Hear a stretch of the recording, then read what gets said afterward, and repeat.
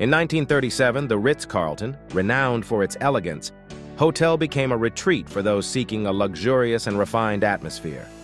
Social elites gathered for glamorous soirees, adding an element of grandeur to the Atlantic City experience.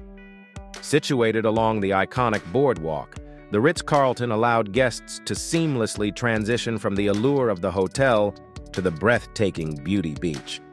Colorful parasols and beach chairs adorned the shoreline, creating a picturesque scene.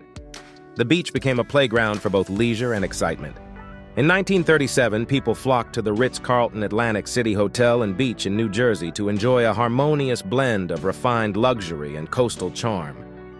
Guests have found the perfect balance for relaxing on the Atlantic coast, enjoying the luxury of the Ritz-Carlton Hotel or basking in the carefree sun of the beach.